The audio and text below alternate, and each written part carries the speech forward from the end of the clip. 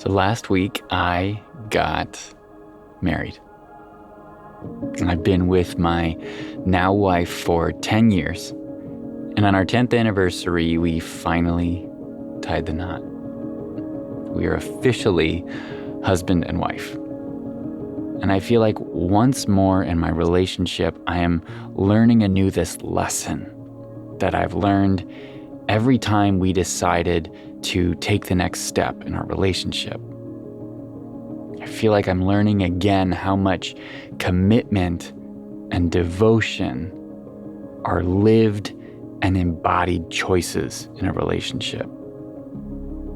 And moving through the experience of our wedding, our 2-day, 3 Brahmin, condensed but still extensive Indian wedding, moving through that experience after 10 years of history, conflict and repair and hard conversations and epic joy and immense growth, I realized something that I didn't really understand before.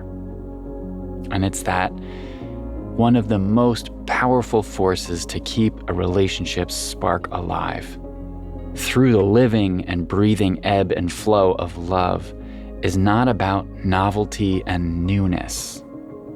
What keeps a relationship's spark alive is devotion. And I don't mean the feeling we get, that stir when you look at someone you love.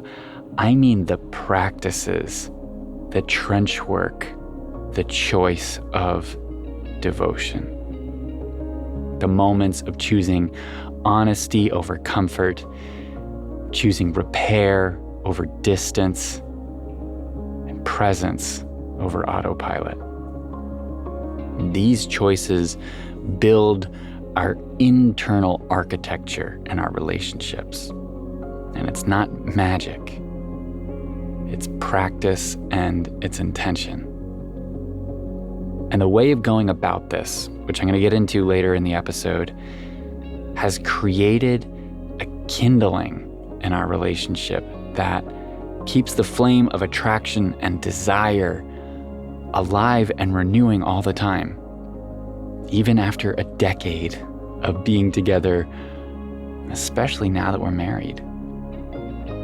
And now I want to be clear about this before we really dive in, which is that I'm not making this episode because I think you should try to replicate my relationship. I think every relationship needs its own unique set of practices that reflect the two people that are inside of it. But I do think that there's a principle worth exploring here. So today on the podcast, how we can channel devotion to create stronger connection and more desire and sustainable, juicy, long-term love. Stay with me. This is Reclaiming the Gentle Man. I'm Dave Lashansky. So I want to start off this episode with what I think is the missing ingredient for a lot of men that are in relationships right now. I think the simplest way to describe this missing puzzle piece is this. A lot of us struggle to choose our person. Choose the person that we're already in relationship with. I think a lot of us are spending time working in our relationships, maybe working on ourselves, trying to earn money, build a nest egg, provide and serve in ways that are instinctual and good for a lot of us. But a lot of the time, it looks like putting in loads of effort for what we believe to be noble reasons. Things like going above and beyond to earn more, to provide for the children if we have them, to be of service around the house, to be useful and helpful and there when we're needed. These are all ways we like to practice loving our partners. And being a loving partner like this feels like a pretty noble thing to do. But I think a lot of us imagine that we're showing up nobly, like good partners, good men, for the wrong reasons. And the only reason I feel confident in saying this is because it's something that I did for a long time. When I recognized that every effort I was making to be the best partner I can be, all the working in my business, the help around the house, the nice dates, the flowers, all the things I was doing weren't really because I had chosen her. In reality, and mostly unbeknownst to me, I was doing this to cover myself. I felt like I needed to hide behind good deeds, behind all the things that I was doing right, because underneath it, I had this creeping, scary feeling that trouble was just around the bend. I felt like I needed to bank some goodwill because something, and I didn't know what it was at the time, but something was going to break. And if it did, I was convinced that I would be vulnerable and defenseless and naked in the face of my sure and complete destruction. I felt like the house of cards with which I'd built my identity as a good man could collapse at any moment. And the things that I didn't want to look at were going to bust through when it did. So I hid under this guise of quote unquote choosing her by being of service, because I was hiding all the ways that I didn't want to grow up. I was hiding so that I didn't have to deal with the stuff that I didn't want to look at inside of me. The pain that I never processed from my childhood, the anxiety I felt around receiving love, my avoidant patterns around what in my life I felt wasn't good enough or ready or able to be loved. And I was so concerned with being so good so that she couldn't call me higher. And by doing this, I avoided the real deep, meaningful act of consciously choosing her. And I think this is the pattern that many men in relationships, especially serious relationships where maybe you're considering taking the next step or considering what's next for you, right? Like moving in together or getting engaged or getting married or having children or even getting divorced. Whatever it is, I think a lot of men find themselves in this pattern of being so good so that we can't be called higher, of looking for ways to not look at the things we don't want to see. Looking for ways to avoid looking at what we are scared of inside of us from our past, or what we don't want to acknowledge is actually here. And this is a common trap that I see all the time, and one that I want to help you learn to navigate out of with this episode. Because I will always remember the moment where I opened to what I was doing, where I recognized and I saw for the first time clearly that I wasn't choosing her, but that I could. And what it meant to really actively, intentionally, consciously choose this woman. And when I decided that it was more important to face what was holding me back, to look under the bed and confront the monsters that I was terrified were living inside of me, my relationship and how I showed up to it transformed completely. I went from feeling like every bump in the road was a call for me to prove my worth, a challenge. When I went from feeling like I was under threat, my quality as a partner was under threat at all moments, at any hiccup, when I went from that to finally feeling like I didn't have to hold it all myself, it was the biggest release I'd ever felt inside. And it allowed me to consciously choose her, which allowed in a love and a care that I was desperately craving, but somehow was convinced that I didn't deserve.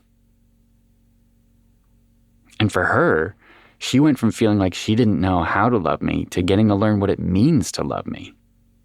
what it is that I love, what it is that I need and I want when I need closeness, when I need space, the ways I want her attention. Choosing her, looking at what was holding me back, looking at what I was afraid to see inside of myself, allowing myself to really choose her, made us connected in ways that we both needed, that we both were craving, but that I was blocking by always feeling like I had something to prove, something to hide. And the most important thing that I think choosing her really opened up was access to the magical and powerful and beautiful gift that we get to give when we do choose someone. And that is devotion. You don't need to get married to choose someone, to access devotion. You don't need to take the next step to choose them. What you have to do to choose your partner, to access the magic of devotion in your relationship, is to look at the mirror in front of you. Maybe that is your relationship. They are mirrors for us, usually of all the things we don't want to look at. But look at it. Look at the ways you feel something's missing in it, or missing in you, or missing in your life, and decide to turn off the autopilot. And if you look in the mirror of your life or your relationship and you recognize that you want to be with this person, that you want to work on yourself and confront the ways that you're holding back, that you want to learn about how you can grow, which means facing the ways you're not yet showing up as you could be. That is a powerful, if maybe uncomfortable, recognition. But it opens you up to maybe the greatest gift that life has to offer, which is deep and fulfilling, conscious and evolutionary love. Everything else, the doubts, the fears, the worry, it's a distraction. Because if you look at the relationship you're in and decide it's one that you want to invest in, you have to choose it consciously. Which means identifying the ways you check out, the ways you don't allow yourself to show up as well as you know deep down. And I believe we all have a stronger, innate sense of the kind of love we're capable of than we think we do. And choosing to engage that part of you. Choosing to turn toward the scary stuff. Choosing your person. This is the way of devotion. It's what's missing in many, many committed relationships these days. And for good reason. I mean, it's hard. It's scary. It means you have to risk screwing up sometimes. And believe me, I have my moments. 10 years and now a marriage in where I screw up and I hide. And times when being open and honest would save us both a lot of trouble and pain and frustration. The difference is, after I chose her, what changed is that I felt like I can be a human. I stopped feeling like I have to hold it in all the time. I allowed myself to mess up and to fall apart and to still know that I'm worthy of her, and to call on her when I need her, and to be actually accountable to her, to show up with the integrity that I know and want to be capable of. And for her, the difference when I chose her is that she doesn't doubt who I am anymore. She doesn't wonder whether it's really me who's committing or this version of me who's afraid of being alone. This version of me who thinks he has to have it all together. She doesn't wonder if I really mean it when I tell her I love her and care and want to do better. She doesn't spiral into her own hurt and pain like she used to. She knows that I need help seeing something or coming back into my body and presence, and she learns every day how to do that. This is devotion. This is what a relationship can be when we take that courageous act of looking objectively at what is and choosing with intention. And while I believe that every relationship needs its own unique recipe for love, and every relationship is different, I do believe we all want to be in a relationship that is grounded in devotion. And if you're listening to this and you're not sure how or whether it's possible for you, you can start with really simple questions. Am I really choosing this person? Am I stepping into this relationship with my whole heart? And you might ask, how would I know if I was doing that? Okay, well, consider this. Am I allowing this person to love me back? Am I avoiding confronting something important in me or in my relationship? Am I being honest and open the way that I'd want them to be with me? And if the answer is no, you have to choose if you want to do the work to get there. And if your answer to these questions is yes, I invite you to honor the commitment that you've made, to sanctify your commitment with your words, with a card, a letter to them, with a prayer, or even with a ring. And one of my favorite things that people said to us in congratulations for our wedding was, they'd say, it makes me so happy when people make a commitment to each other. And I love that. I completely agree with that. I think the more conscious and sacred commitments that we can make to each other, and it can be even just an internal shift in our heart. It really does not have to be anything huge, but it could be taking that next step in your relationship, no matter what it is.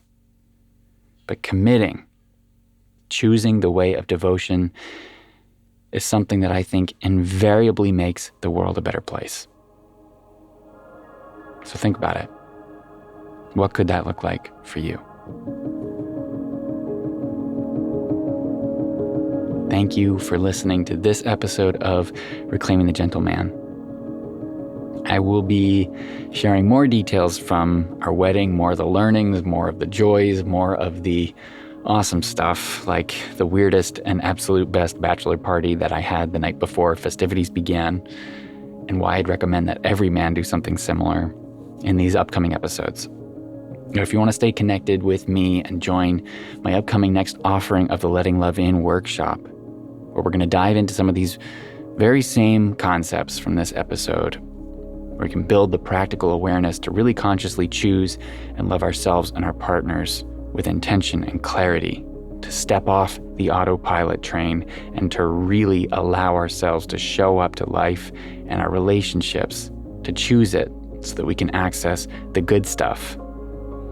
You can get in touch. You can sign up on my website, davelashansky.com. You can DM me on Instagram at Dave_Lashansky.